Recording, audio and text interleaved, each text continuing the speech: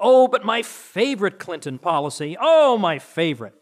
Even though it's not front and center, it's my favorite because we're so right on this, and she is so wrong, and yet we make no progress whatsoever. And for some reason, something about that just gets to me. So it's the gender pay gap. You know, I've lost track of which one of these bottles I'm drinking in, so I think what I'll do is I'll just take one swig out of each of the 10. So that all right. The gender, we all know this, right? Men earn more than women. And that is true. In the aggregate, men earn more than women. Then we get this leap. And now this was Bernie Sanders believed this. Hillary Clinton believes this. Ivanka Trump apparently believes this too. and the thing is, the funny thing is, she got the basic insight as to why it's there. And she said it in the speech and didn't penetrate. Wait a minute, maybe that's why there's a gap. I'll get to that in a minute. I'll tell you where the gap is with some of these people. All right, so it's that men earn more than women. And then they draw this, they take this leap and they say, men earn more than women, and women earn less than men do for doing the same work. Now wait a minute, that is not the same thing. To say women earn less than men is not the same thing as saying women earn less than men for doing the same work. That was dealt with in the Equal Pay Act of 1963. That's already covered. So what are they talking about? So they're looking in the aggregate. They say, well, here's the big pile of money earned by men. Here's a pile of money earned by women. The women pile is smaller, so something sinister is going on. All right, well, I am now going to tell you the real truth of what's going on. And here's what I love about that. Well, you know what? I'm not going to tell you. I'm going to keep the punchline a secret just for one more second.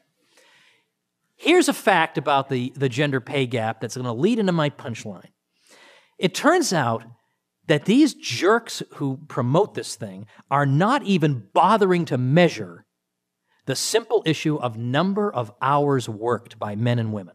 Now you think, oh no, surely, Woods, they must be factoring in that men work more hours than women. They are not. Here's in fact what they're doing. They're saying, oh, we are factoring that in because we're only comparing full-time workers. Yeah, okay. Here's what the old full-time worker sleight of hand. Well, look, baby, you know, I'm like Penn and Teller up here when it comes to that kind of sleight of hand, okay? It turns out that the Labor Department thinks of full-time work as 35 plus hours a week. All right. So anybody working at least 35 hours is considered full-time. But you know, some people work 40. So how many hours are men and women working? That's the question. How many hours are full-time men working versus full-time women?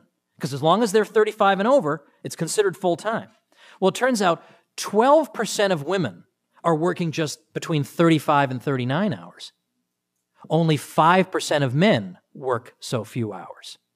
Well, how many men and women are working 40-plus hours?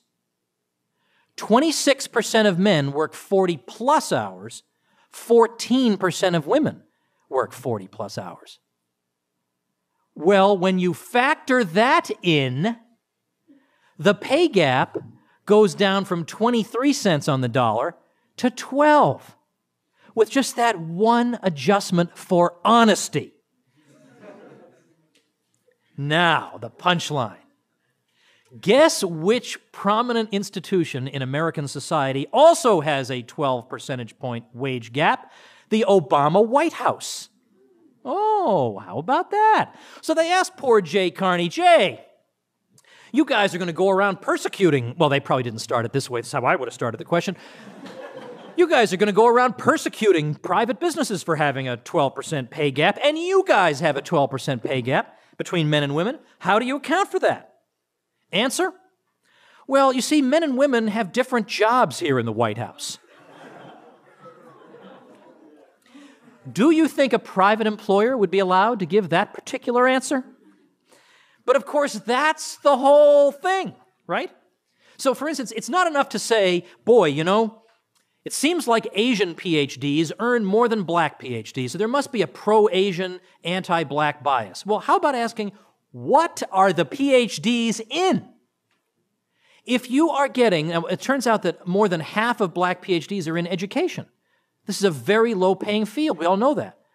But the Asian PhDs tend to be in chemistry, engineering, etc. So when you look at that, you say, oh, well, okay, of course that makes sense. Don't compare apples and oranges. Well, likewise, the experiences of men and women are like apples and oranges because in the case of women, they have the possibility of childbirth, which will interrupt your career for an extended period of time.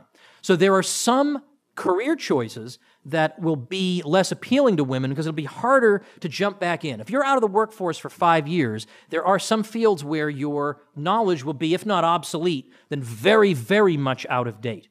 And those things are ruled out. Whereas on the other hand, if you're caring for children, you're more likely to think that the more flexible and school-friendly schedules of, for example, a school teacher or a secretary are appealing.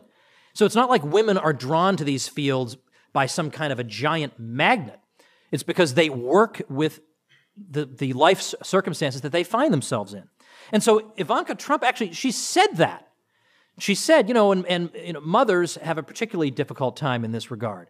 But this is why. It's because they're mothers, not because there's anything sinister going on. Because all you have to do is look at never married women and never married men. And there is essentially no pay gap there. How about that? So, there it is. All right, so now you know. There's no pay gap. There's a whole lot of crap. Don't believe it.